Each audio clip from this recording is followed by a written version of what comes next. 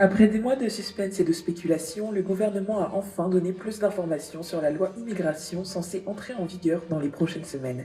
Mais certaines de ces clauses ne font pas l'unanimité. Là où certains se réjouissent d'un durcissement des procédures, d'autres s'y opposent formellement. Un reportage de Kathleen Fox. 7 000. C'est le nombre de migrants arrivés à Lampedusa en Italie entre le 12 et le 14 septembre de cette année. Un chiffre bien important pour cette île qui ne compte ordinairement que 6 000 habitants. Mais si ce chiffre est affolant, il n'en est pas pour autant exceptionnel. Rien qu'en France, il y a environ 200 000 arrivants chaque année depuis 2015. En 2022, le pays comptait 7 millions d'immigrés, dont 48,2% venant du continent africain, soit plus de 10% de la population française. Ce n'est pas pour rien que certains parlent de grands remplacements. Aujourd'hui encore, le lien entre immigration de masse et attentats se resserre de plus en plus, entraînant une révision inévitable de la politique migratoire.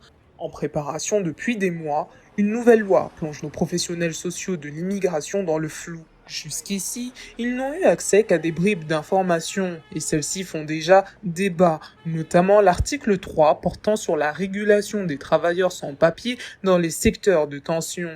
Gérald Darmanin l'annonçait déjà il y a quelques semaines. La future loi immigration allait poser de nouvelles bases en ce qui concerne l'exigence d'intégration du public étranger. Cette nouvelle exigence en matière d'intégration s'est précisée hier grâce à un communiqué du ministre de l'Intérieur sur son compte X. Grande nouvelle, avec la nouvelle loi immigration, pour pouvoir rester sur le territoire français, les migrants devront dorénavant prouver leur capacité à s'intégrer en passant un blind test de chansons françaises.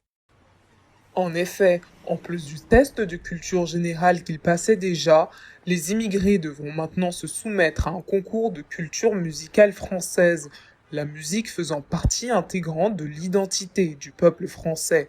Cette épreuve sera diffusée sur France 2 tous les jeudis soirs en tant qu'édition spéciale du jeu télé N'oubliez pas les paroles. Après un long moment d'attente, je peux enfin vous révéler un projet en préparation depuis des mois, n'oubliez pas les paroles, prouvez que vous méritez de rester.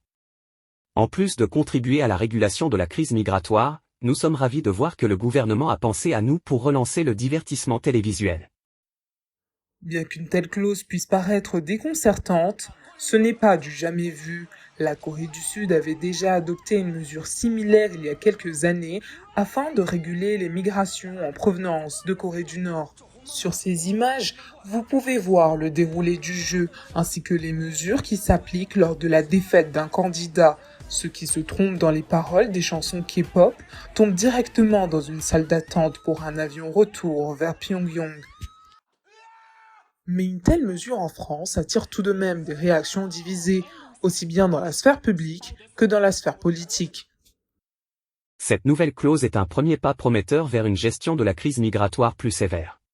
Au vu des récents événements qui ont mené à la remise en place du plan Vigipirate, une telle mesure semblait ne plus pouvoir attendre. Inadmissible. Cette nouvelle clause ne relève d'aucun bon sens.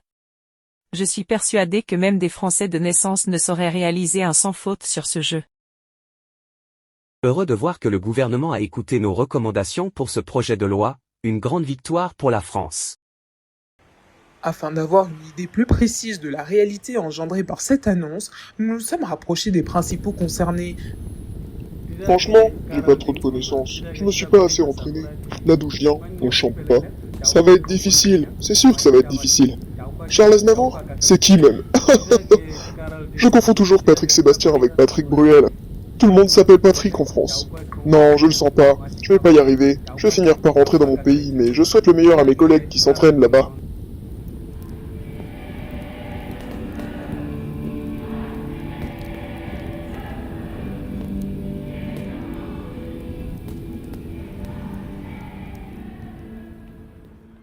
Nous pouvons facilement comprendre leur appréhension, car si les meilleurs gagnent leur entrée sur le territoire, les moins bons, eux, devront repartir comme ils sont arrivés. Merci Kathleen. Après la météo, nous vous révélerons comment les pieuvres construisent des bases scientifiques sous-marines avec nos déchets pour renverser l'humanité. Restez avec nous.